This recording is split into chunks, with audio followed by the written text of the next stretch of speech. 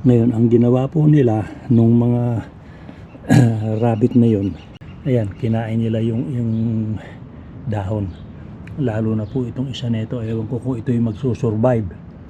Ayan, dalawa yung wala.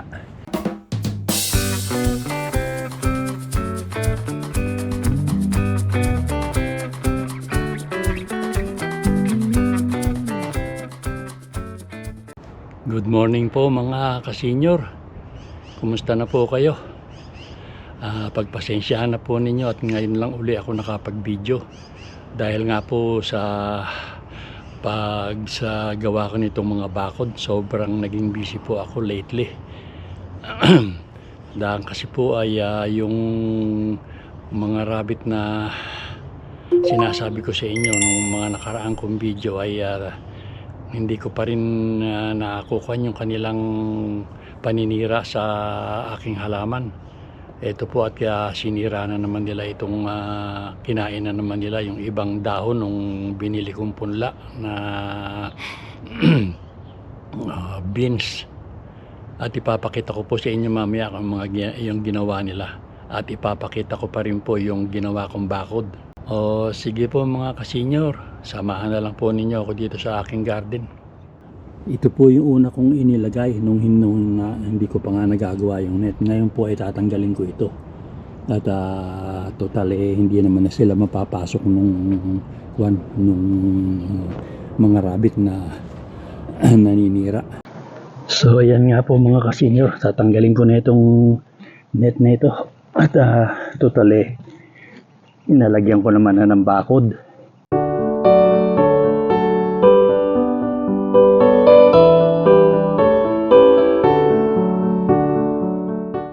So ngayon po ay papakita ko sa inyo yung kung paano ginawa nila dito sa dahon ng mga ibang nung ibang beans na aking nabili. Ngayon, ang ginawa po nila nung mga rabbit na yon, ayan, kinain nila yung dahon. Lalo na po itong isa nito, ewan ko kung ito yung magsusurvive. Ayan, dalawa yung wala. Tsaka ito pa po yung isa. Oh. Pero meron naman na pong mga supling. Oh, ayan. Sana naman po lumaki pa, magtuloy yung pagdadahon nila. So ayan po. Ayan. Ito pong ginawa kong bakod nito pansamantala lang naman po ito dahil tatakpan ko pa po ito dito sa ibabaw. Dahil naman po doon sa mga ibon na kumakain naman po ng dahon ng mga sitsaro. Ito naman po yung tinanim ko noon. Meron na pong almost 2 weeks. Ayan o. Malalaki-laki na rin po. At meron pa rin ibang ngayon pa lang tumutubo. Ito naman po nilagyan ko pa rin ito ng sitsaro pa rin. Yan, yung katabi. Ito nga po pala yung mga patatas na itinanim ko noon 2 weeks ago. Yan po, malalaki na rin sila Ayan. Meron pa rin po mga ilan na hindi pa sumusupling, pero tutubo pa rin po yan. Yan po. Yan. Ayan po naman pag laki-laki pa tatabunan ko po yung puno dahil nga lumilitaw yung mga nagiging bunga nila, yung nagiging laman. Ito po, itong gilid nito idatasog ko papunta rito, ganyan, papupuntahin ko dyan. Tataas ko ng konti, ganyan, yan.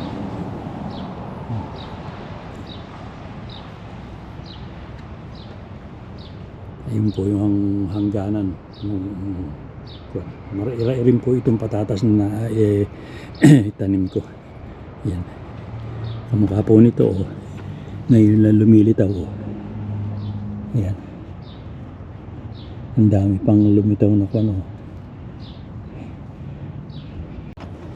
At ito naman po, bakanting plat pa rin ito. Baka dito ko na itanimin talong pagka nalagyan ko po ng weed barrier na binili ko. Yan.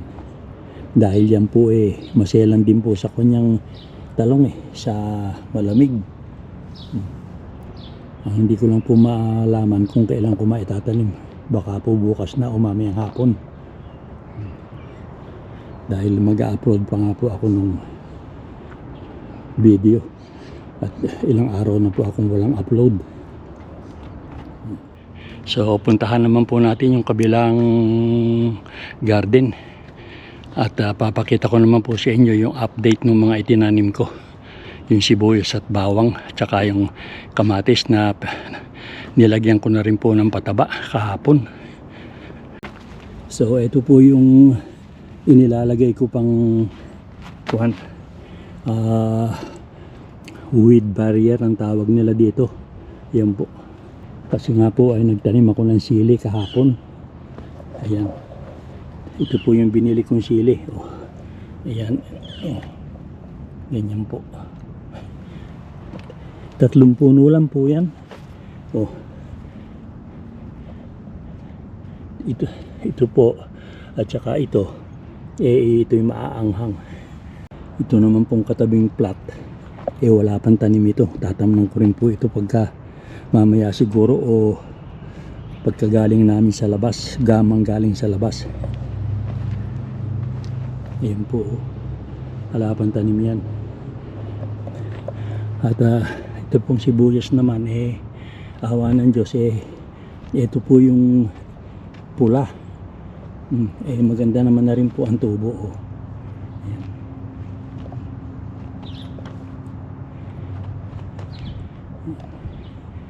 Nakakapaglagay na rin po ako ng pataba dito. So ito naman pong puti. Ayan. Hanggang doon sa malalaki na rin, matataas na.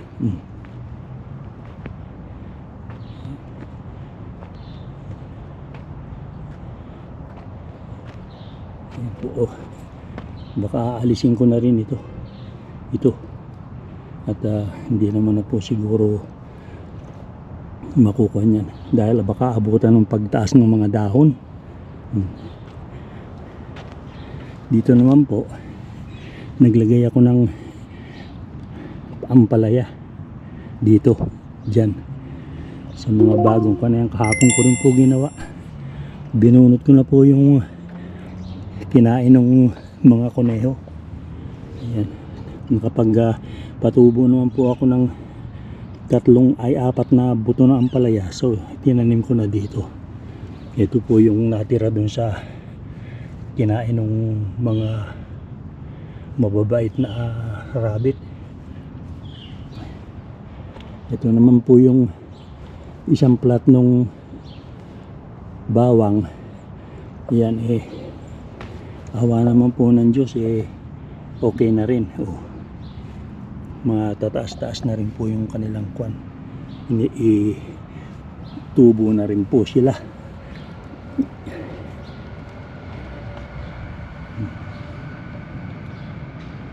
Ayan. Meron pa pong ibang tumutubo pa lang kamukha po niya, no? Yan.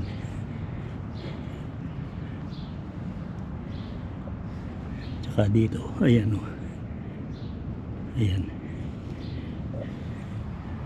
Ito po yung isang plat. Tapos yan namang pangalawang plat nung aking bawang ito naman po.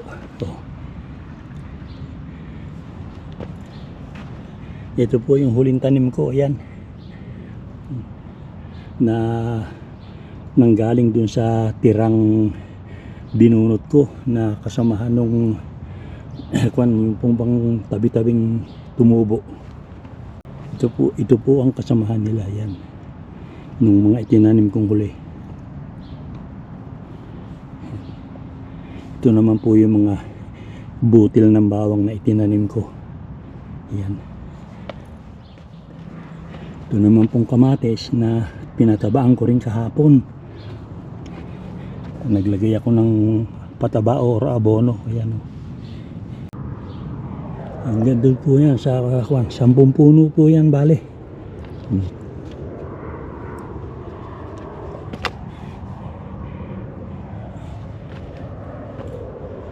Gandun. Tapos nakapagtanim din na itanim ko na rin po yung binili kong zucchini na punla, nakasabay ng mga sili, ng 3 sili at saka ng mga beans. Yan. Dito ko na lang po itinanim, 3 puno po yan ito. At papatayin ko na lang po siguro yung kung alin ang magiging maliit o bansot na tumubo.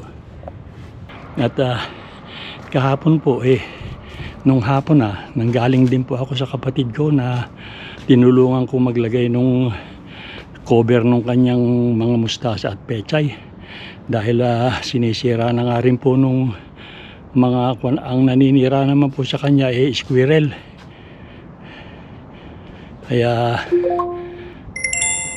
sobra pong busy ang mga hayop din na naninira ngayon.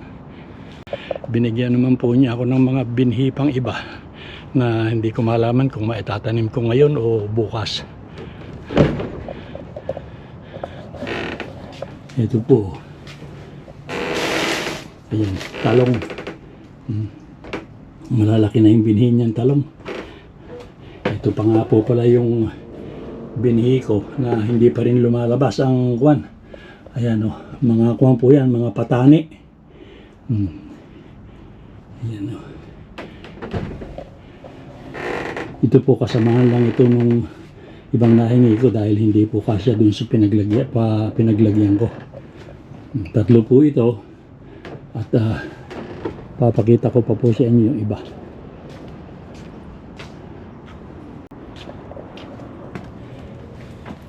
So ayan po, ito pa po yung iba. Talong pa rin po yan. At ito po yung sigarilyas na ibang klase, yung maliliit lang po ito, maiiksi. Mga 2 pulgada po yata daw ang magiging bunga.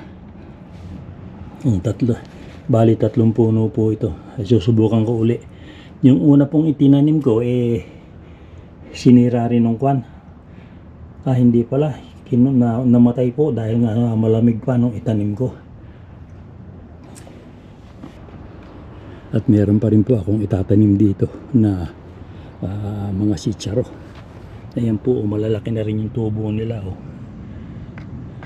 Hindi ko pa rin po maisip kung saan ko sila ang plat ilalagay. Ito pa po yung iba kong itinanim din kahapon. Sobrang busy po ako kahapon mga ka-senior. Ayan hindi ko alam kung ito ay kalabasa o kung at nagkahalo-halo na po o zucchini, pero palagay ko po ay kalabasa dahil ayan po yung yung dahon yan po ang aking update sa mga halaman ko. Ito po namang moringa ko na mamatay at mabuhay naman po ang kanilang kalaangkon ngayon yan, baka sakali pong magtuloy yung iba. Ito po yan. Sige po mga ka-senior, at ako po magdidilig muna. At hindi po ako nakapagdilig kahapon at inabot na po ako ng gabi dun sa bahay ng kapatid ko. So yung iba po nito ay nadilig ko na mga ka-senior kahapon. Pero kukunin ko pa rin ngayon at mainit na naman daw.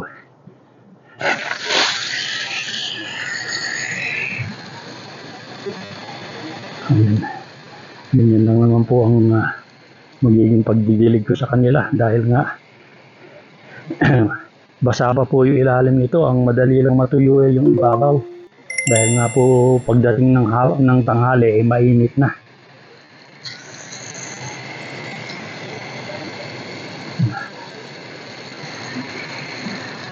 Ito po yan, kagaya nitong ampalaya na tinanim ko, basa pa po yan sa ilalim. Pero didiligin ko na rin po para nga antabay sa pag-init mamaya. Yun pong mga kamatis ko kahapon ko lang dinilig yun, hapon na nung pagkalagay ko po ng abono o ng pataba.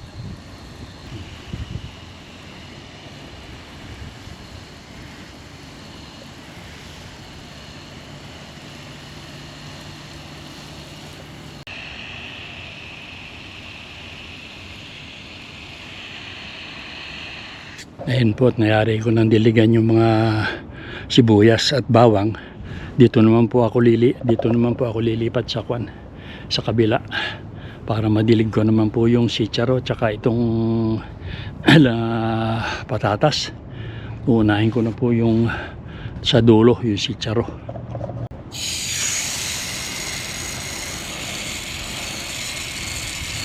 Basa pa naman po yung iba, yung ito po kasi sa tanghali lang ito naaarawan, kaya ito po ang banda nito ang unang naaarawan, kaya dito po unang natutuyo. Di naman po sa dulo okay naman pa doon, ayan, pero didiligin ko na rin.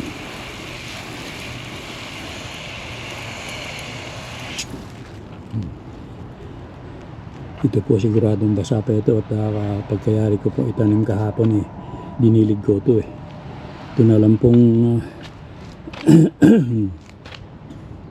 kung ano didiligin ko itong patatas. Yung iba po niyan bubuo ko nang naitanim, hindi ko na nga po na paghiwa-hiwalay dahil itong ginagawa dahil ako lang naman po mag-isa ang nagkukuhan dito, naghahalaman. Wala naman po akong pwedeng makatulong dito. Yan po, kuminsan yung ating misis pagka hindi siya busy sa pagluluto. So ayan po mga kasenyor, na tapos ko ng diligan. Sige po, at ipakita ko na sa inyo yung update ng aking mga halaman at yung mga ginawa kong bakod para proteksyon ng aking halaman na sinisira nung mga rabbit na gumagala rito sa aming bakuran.